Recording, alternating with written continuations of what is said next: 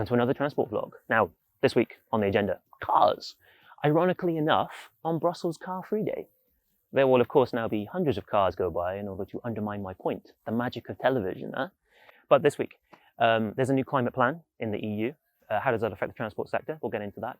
And the 2020 targets for car makers. 3.5 months to go. How much work have they got to do? We'll talk about that as well. So last week, the European Commission decided that it will be a 55% emissions reduction target overall, instead of a 40% emissions reduction target. Now this needs to be agreed by legislators and everything, but we can take it as read that this is now the new baseline.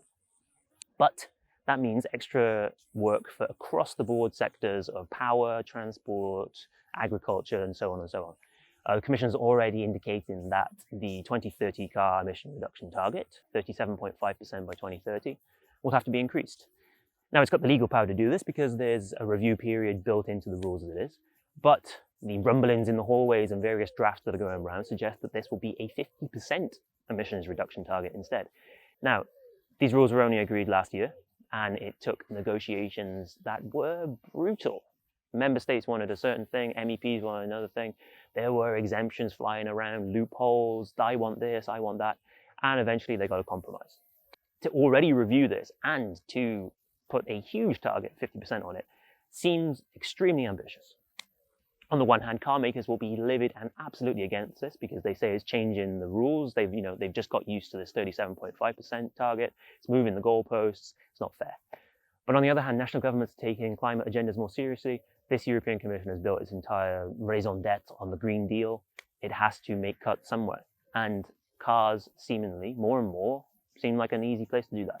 So 50% will probably, if it comes to light, comes to fruition, everything's on the table after all. There will be more exemptions, there will be more loopholes. They'll be pushing for a smaller target in certain quarters, but it's not implausible. So this is one to keep an eye on. And this is probably going to be done some point by next June.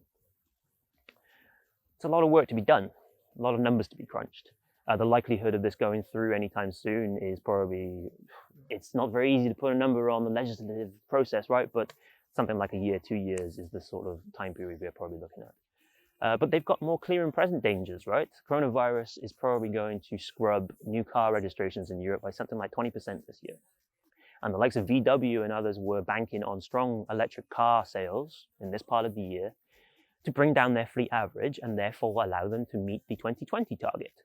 But, as I just said, that isn't happening at the scale that they predicted previously. So some are in real danger of missing this 2020 target and getting the huge fines that come with it. Some, like your Peugeots, your Renaults, are already compliant because of the cars they make. It's quite easy to make them a little bit greener.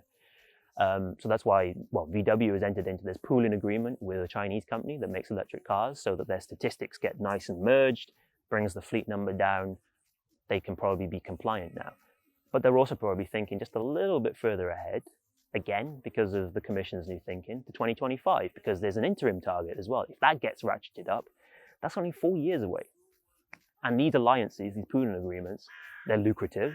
Fiat Chrysler already entered into one with Tesla, hundreds of millions of euros a year, that's worth. But they can't overlap. So if these car makers need to find their best friends in the electric car sector in order to, take their data and make sure that their emissions are at a low level, these agreements are going to come in thick and fast. Your big players are going to take where they can. I mean, VW is calling this an insurance policy, and that is probably what it's going to be for a lot of these players. And again, 3.5 months ticking away, big fines. And also they have to think about the future. So there we go. Who would be an auto executive? Not me. Thank you for tuning in. Tune in again next week. Who knows where I'll be then? Some different park maybe. You'll have to tune in to find out. Thanks for joining me. Ciao for now.